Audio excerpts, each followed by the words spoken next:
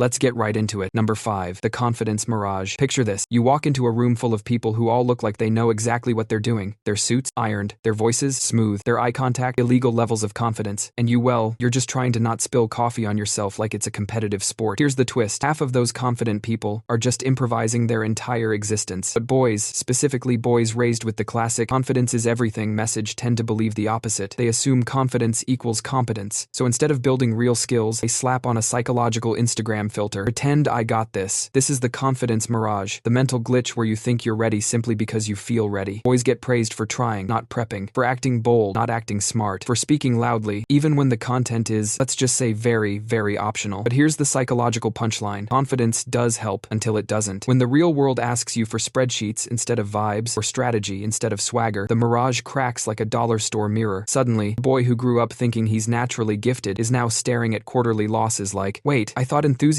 was a business model. Meanwhile, people who doubted themselves worked twice as hard and accidentally became competent. So while boys are fist-pumping their way into meetings, their overconfidence mixed with a side of under-preparation turns into the perfect recipe for business disaster. Kind of like making a 3-layer cake with only confidence and 0 ingredients. Your brain can hype you up all at once, but your business plan still can't be 96% vibes. Basically, when confidence is built on sand instead of skills, the universe eventually sends a wave, and the mirage always evaporates first. Number 4. The lone wolf syndrome. Imagine trying to build a house alone. You're lifting beams, mixing cement, drawing blueprints, and arguing with yourself about whether the kitchen should have an island. Now imagine someone walks by and says, "Hey, need help?" And you respond, "No thanks, I've got it," while actively sinking into wet concrete. That's the lone wolf syndrome. Boys are often raised to believe that asking for help is basically confessing to a felony. So they dive into business like it's a solo mission in a video game. No teammates, no mentors, no tutorials, just "I'll figure it out" energy. The psychology behind this is simple. The ego hates witnesses. It would rather let you fail privately than succeed collaboratively. Boys learn early that independence equals strength and collaboration equals weakness. So instead of forming alliances, learning from experts, or building networks, they try to do everything alone and then wonder why the entire project collapses faster than a cheap camping tent in a windstorm. Business, unfortunately, is a team sport. You need advisors, support, and at least one person who knows what the phrase financial controls actually means. But the lone wolf brain refuses. It insists, if I didn't do it myself, doesn't count, which is adorable. In the same way a toddler insisting they can carry an entire grocery bag alone is adorable. And here's the hilarious psychological twist. People who ask for help actually perform better, make fewer mistakes,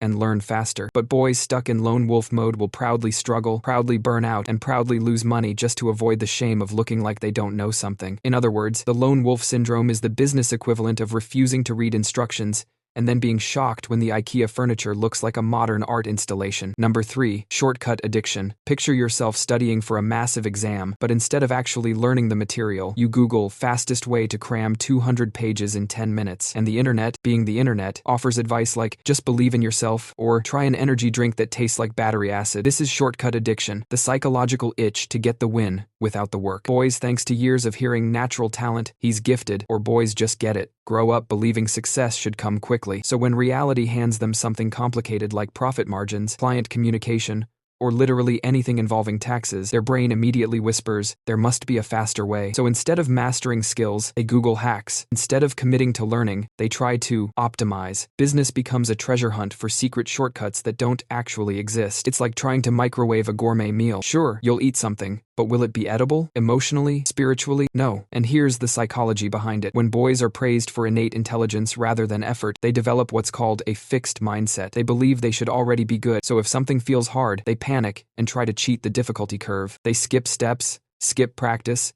skip planning, basically skipping their way straight into bankruptcy. Meanwhile, the people who take the boring route, learning, improving, building up real skill, quietly outgrow them. Shortcut addiction tricks boys into thinking they're saving time, when really they're speedrunning failure like it's an Olympic sport. In the end, the only real shortcut is the long way. Number 2. Emotional blind spots. Imagine driving a car but half your dashboard is covered with duct tape, no fuel gauge, no engine light, no temperature warning, just vibes and hope. That's what running a business without emotional awareness looks like, and boys are often taught to operate exactly like that. From childhood, many boys get the emotions are optional treatment. You scrape your knee, walk it off. You're overwhelmed, toughen up. You're confused, stressed, or anxious. Congrats, you just discovered feelings now, please shove them somewhere deep and never speak of them again. So they grow up thinking emotions are either a weakness or an inconvenience. And here's where things go gloriously wrong. Business requires emotional intelligence. You need to understand people, read signals, interpret tone, negotiate without threatening to burst into flames, and handle pressure without turning into a passive-aggressive volcano. But boys with emotional blind spots treat business problems like hardware errors. Something breaks, you smack it. Someone disagrees, you double down. A client is unhappy, you assume they're just dramatic. Employees quit,